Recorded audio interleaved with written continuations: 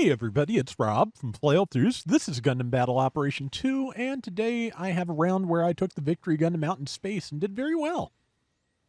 I was wondering how it would handle given that its, primary feature, the Minovsky craft system, doesn't do anything here. It's significantly more normal here, but it does have a few things going for it. For one, of course, since everything does kind of lean into its forward movement, the beam shield gives you a lot more coverage when you're in space than it would on the ground. Because it covers most of your most of what's in front of you. So it's a little bit easier to actually use it to hit block things. And yeah, the steerable saber's still just fantastic. The rapid fire rifle's quite nice as well. It's got a good solid set of moves here, and I just like using it. It feels good. And let's see. Yeah, that's one down. And now I actually had enough sense to go regroup with my team after, isolating somebody and taking them out. I am just as amazed as you are.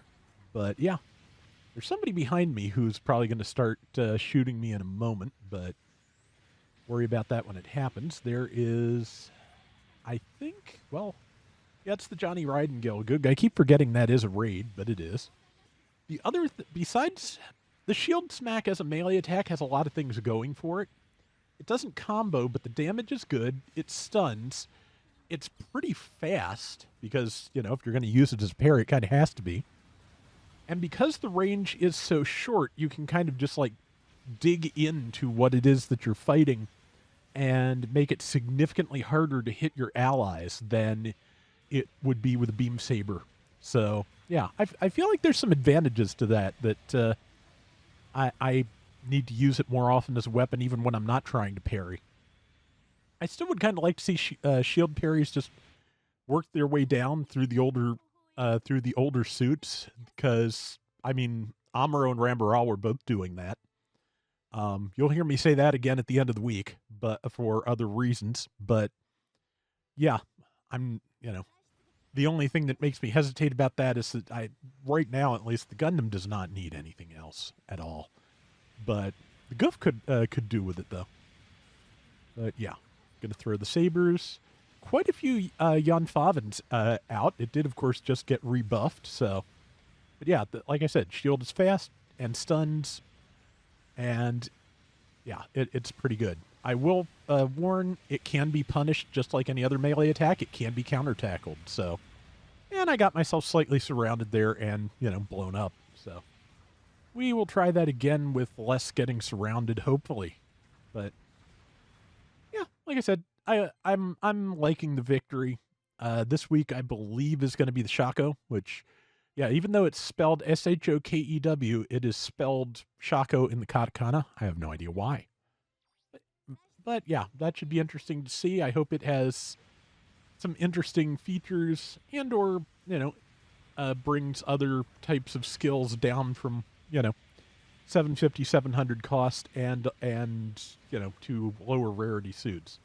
That's one thing I have always liked about GBO2 is that whenever they introduce a new skill, it almost inevitably ends up, working its way down to more accessible suits. The suits themselves should be more accessible. We had some promises about that at the beginning of the game that I feel like they've really slowed down on. But that said, okay, got the heavy Gundam out of my hair. And also got that Yonfaven. So, but yeah, that said, it's good that the various abilities do become available, and there's not a ton of them that are exclusive to high-cost mobile suits.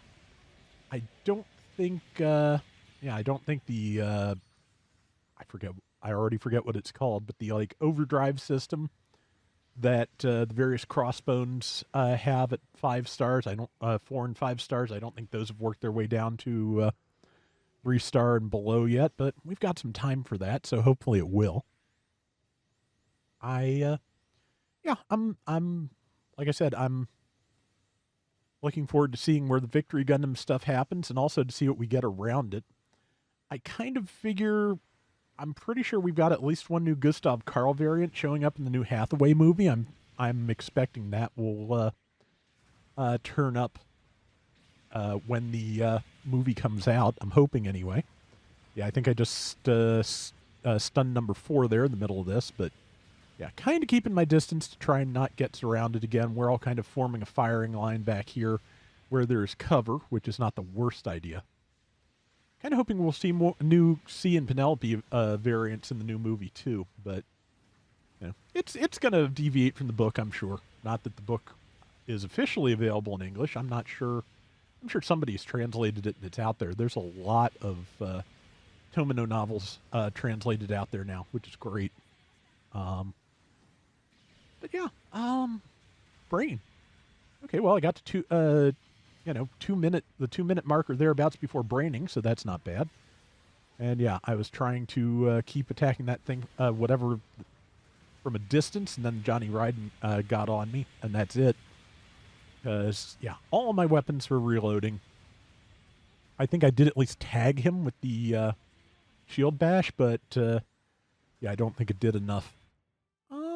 But we've got about minute and 45 left. We're down a little bit, but we're about to have the opportunity to all respawn together, which is, a very good thing 9 times out of 10. If we can, if we can all come in fresh and stick together and go after them while they're low on health with not a lot of time to regroup or respawn, we have got a good shot at taking this round. So, and I almost never succeed at stopping pilots, but I always try it anyway. Once in a blue moon, always feels good when I manage it, but yeah, just sometimes I am not there. I should have done what the other pilot did and boosted farther up away from the surface there, because being near surfaces does make you extra vulnerable to splash damage. Which, since the main pilot weapon is a bazooka, yeah, you're going to have that. Let's see, tagged that. Threw missiles into it. Threw missiles into the thing that came to help it.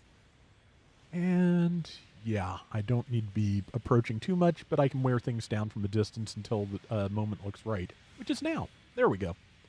That was the heavy Gundam again. I think it's a standard heavy and not an Ingrid Zero, which I think the Ingrid Zero doesn't come in at 600. I think it's a 650, but again, brain. Let's see, steerable ranged melee for the win. Again, that works very much like the Butterfly Edge from Moon Gundam, which was itself a 4-star. So, but that didn't take too long to work its way down to lower costs, because I'm pretty sure the Vargo was only a 3, and it has exactly the same weapon. But I think we have time to take the. Yep, I didn't take that person out, but we had time, and that is the round. As long as number 5, who is the lowest health person, stays alive, and they did. So yeah, we pulled it off. Yeah, I like I said, I like the victory in space. Does a lot of good damage, has a lot of good weapons, and it's small. 4915 out of 13,000, 102,000 damage.